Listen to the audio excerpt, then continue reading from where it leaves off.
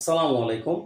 জুমার দিনে খুবই ফজিলতপূর্ণ এবং গুরুত্বপূর্ণ ৫টি কাজ আছে। আমরা কেউই এই ৫টি কাজ কখনোই ছাড়ব না। প্রথমটি হচ্ছে বেশি বেশি দুরূদ পাঠ করা। আল্লাহ রাসূল সাল্লাল্লাহু আলাইহি সাল্লামের কাছে একজন ফেরেশতা নিযুক্ত আছেন, যিনি এই দুরূদ তার সামনে পেশ করেন। জুমার দিনের দ্বিতীয় গুরুত্বপূর্ণ আমলটি হচ্ছে ফজরের নামাজ জামাতের সাথে আদায় করা। স্বাভাবিকভাবে জুমার নামাজ ব্যতীত যত সালাত আছে তার মধ্যে ফজরের ২ রাকাত ফরজ নামাজ সবচাইতে বেশি উত্তম ও ফজিলতপূর্ণ। ৩ নাম্বার হচ্ছে সূরা কাহাফ তেলাওয়াত করা।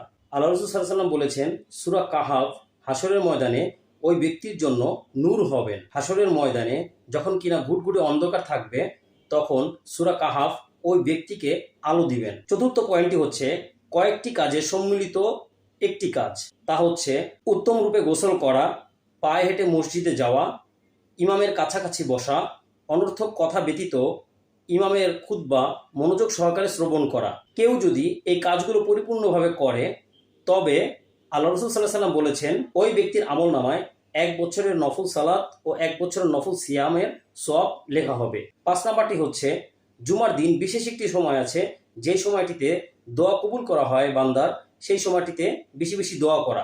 অনেক ইসলামিক স্কলার ও ওলামাদের মতে এই বিশেষ সময়টা হচ্ছে আসরের সময় থেকে শুরু করে সূর্য অস্ত যাওয়া পর্যন্ত যে সময়টা, এই মধ্যবর্তী সময়টায় দোয়া করলে দোয়া কবুল হওয়ার সম্ভাবনা অনেক বেশি।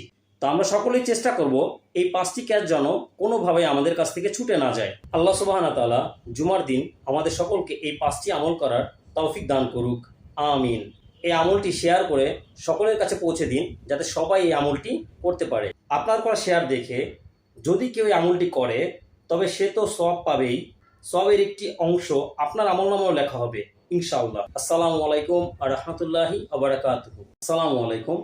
জুমার দিনে খুবই ফজিলতপূর্ণ এবং গুরুত্বপূর্ণ ৫টি কাজ আছে। আমরা কেউই এই ৫টি কাজ কখনোই ছাড়ব না। প্রথমটি হচ্ছে বেশি বেশি দুরূদ পাঠ করা। আল্লাহ রাসূল সাল্লাল্লাহু আলাইহি সাল্লামের কাছে একজন ফেরেশতা নিযুক্ত আছেন, যিনি এই দুরূদ তার সামনে পেশ করেন। জুমার দিনের দ্বিতীয় গুরুত্বপূর্ণ আমলটি হচ্ছে ফজরের নামাজ জামাতের সাথে আদায় করা। স্বাভাবিকভাবে জুমার নামাজ ব্যতীত যত সালাত আছে তার মধ্যে ফজরের ২ রাকাত ফরজ নামাজ সবচাইতে বেশি উত্তম ও ফজিলতপূর্ণ। ৩ নাম্বার হচ্ছে সূরা কাহাফ তেলাওয়াত করা।